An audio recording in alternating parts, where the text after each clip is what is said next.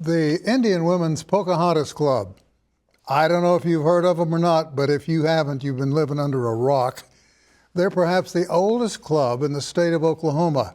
And right now, they're celebrating 125 years. That's right, 125 years. Joining us now, we have, Betsy Summer, and she's a member of the club. I almost made you the executive director. And Debra West, who is also a member of the club. Ladies, it's good to have you here, first of all. Great to be here, Sam. Thanks for having us. You bring with you a lot of history, a lot of tradition. And before we get into this, there's one thing I want to read to you.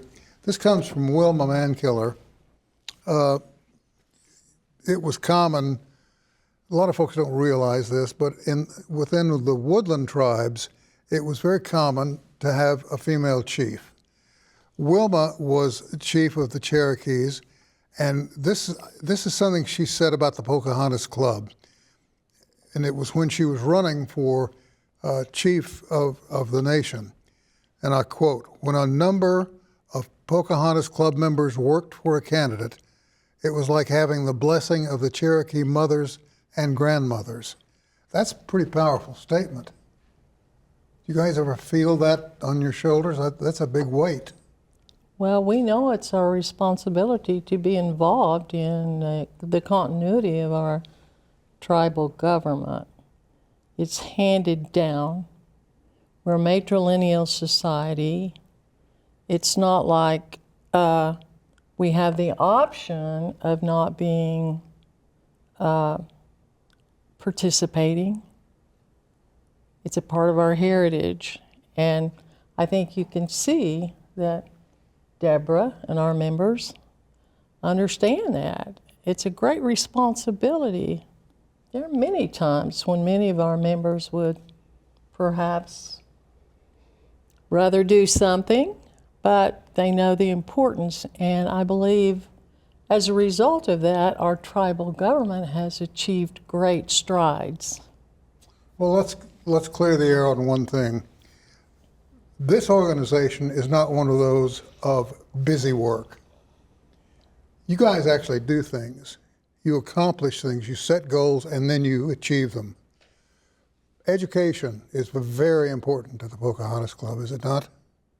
Well, most of our founding members attended the seminary. And for those of you who are citizens, you probably know that the Cherokees had the first institution of higher education west of the Mississippi. And I know personally, I'm thinking about how many of our members have received a law degree and been involved in all different parts of government, and the number will be astounding. I'd like to know that because the thing that set, I think, the Cherokees apart from maybe other groups is they were warriors, but they were warriors, legal warriors, and they have made great strides in our political system and our current. Within the tribe, laws have been enacted and changed by the very women who were involved. And they've raised young men who have gone to law school. Debra, how long have you been a part of the organization? I started in 2009. What brought you in? There was a young lady I worked for an attorney, and this lady would come into the office and she would say, "You need to be a member of this club," and she'd hand me a membership application, and I'd promptly lose it or misplace it. And then she'd bring it in again, and I thought, just fill it out and join. And I filled it out and I joined it. Any regrets? No. What have you learned? What have I learned? I've learned so much about our culture. My daughter back in 2007 had a dress made for me, commissioned by one of the Cherokee National Treasures. Mm-hmm. And I wore that dress a few times, and I thought, I'll never wear that dress again. What am I going to do with this dress? Then I joined the club. I have wore that dress out, and I have 2 more since. So I have really enjoyed being a part of the club, being an officer of the club. Today I'm the administrator of the club, and it's just, I love the history. I do the Historical and Cultural Preservation Project, which is digitizing all of the documents, the minutes from 1899 up to now, all of the events that they've done. They're remarkable women. I found out the remarkable women that have been in the club. I don't know if this book is available. I truly do not. I've never seen it before. But a few months ago, members of the club presented me with this book on the Pocahontas Club. And I've learned more from this book than I have any other book about the organization itself and what you do. And the fact I was so impressed by, and both of you can address this, is the stress that you place on education and how important it is.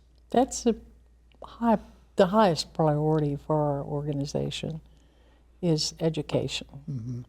Currently, we have 18 scholarships and endowments. We have 10 direct endowments that our club awards the students. Could be male or female, could be, they don't have to be on the reservation or on the Cherokee Nation jurisdiction. And then we have 3 endowments here on this campus, and 1 endowment on the OSU campus. And we have a couple of families that sponsor scholarships also. You have a big celebration coming up November 1st at the Hard Rock. Yes. Are tickets available to the general public? Yes. We've been actually selling tables. So the tables are like 1,000. Individual tickets are 125. You can call me at 918-760-0813. And you will be able to fill them in. And I will be able to. The other thing help is, them. you're going to be involved in the Will Rogers Day Parade, November 2nd, which will be broadcast on RSU TV on November 3rd. I'm sorry I missed the Wild Onion Dinner. Dadgummit, next spring I'm coming. I'm going to be there. A little bit about the parade itself. Who all is involved in the parade?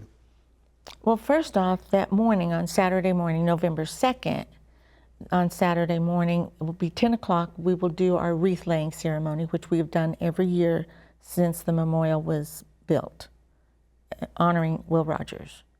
And the reason that that's an annual event is because Will Rogers was actually a charter member of the Indian Women's Pocahontas Club. No kidding. Yes, and we have documentation to that. So that's why that connection has continued. He was the same age as those girls that started the club. He was 20 years old at that time, and that's about the age of those girls. They were in their late teens and early 20s. I can just see him pushing his hat back and scratching his head and say, well, you know. You know, if those girls can get together, the boys can too. So he brought in his friends. They joined the club. Back then it was just called Pocahontas Club, and it was a pastime club.